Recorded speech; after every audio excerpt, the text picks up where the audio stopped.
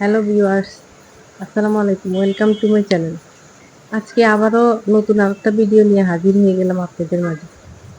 আজকের ভিডিওতে আমি কিভাবে তাড়াতাড়ি রান্নাটা সেরে নেওয়া যায় সেই ভিডিও আপনাদের সাথে শেয়ার করব। এটা আমার একান্ত ব্যক্তিগত টিপস। আপনাদের কাজে লাগতেও পারে। তাই ভিডিওটা না টেনে প্রথম থেকে শেষ পর্যন্ত দেখবেন, যেন আপনাদের কোনো টিপস মিস না যায়। আশা করি ফুল ভিডিওটা দেখলে আপনাদের উপকার হবে। আমি ১ম এ মানে পরের দিন কি রান্না করব তার প্রস্তুতি আমি আগের দিন রাত্রেই আমি নিয়ে ফেলি। এবং শুধু রান্না নয় যে মানে কি কাজ করব সকালে উঠে সকাল থেকে কাজগুলো কিভাবে গোছাবো সেটারও একটা রুটিন করে ফেলি রাত্রিবেলায়। তাহলে কি হয় কাজগুলো মানে গুছিয়ে আস্তে, আস্তে করে ফেলা যায় আর সময়ও কম লাগে। এভাবে আগের দিন আমি প্ল্যান করার কারণে পরের দিন মানে কাজ করতে অত বেশি সময় লাগে না। আমার তাড়াতাড়ি হয়ে যায় কাজ। কিন্তু সবসময় তো প্ল্যান অনুযায়ী হয় না। মাঝে মধ্যে এদিক সেদিক যায়, গেলেও মানে অতটা সময় যায় না। এভাবে কাজ করলে নিজের জন্য অনেক সময় বের করা যায়। রান্নার জন্য আমি আগে থেকেই কাটাকুটা যত কিছু লাগে পেঁয়াজ, কাঁচামরিচ, আলু, সবজি সবগুলো কেটে রেডি করে রাখি। তাহলে রান্না করতে গেলে আর হাতের কাছে সবকিছু পাওয়া যায়। এতে করে রান্না করতে বেশি সময় লাগে না। এই গরমে রান্না করে তো যেতেই ইচ্ছা করে না। তার মধ্যে যদি রান্না করতে গিয়ে একটা করে কাটাকুটা করি তাহলে তো অনেক সময় লেগে যায়। তা আমি প্ল্যান করে আগে থেকেই সবগুলো কেটে-কুটে রেডি করে রাখি। যেন আমি হাতের কাছেই পাই।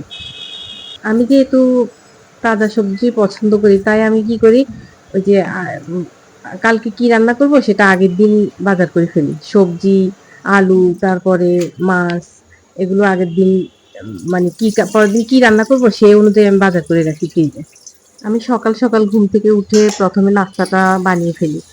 যেহেতু আমার ২ বাচ্চা, উম এম একজনের মর্নিং এ একজনের ডে তে ক্লাস।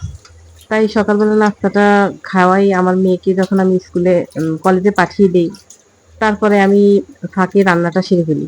মেয়েটা চলে যায় তারপরে আমি রান্নাটা সেরে ফেলি।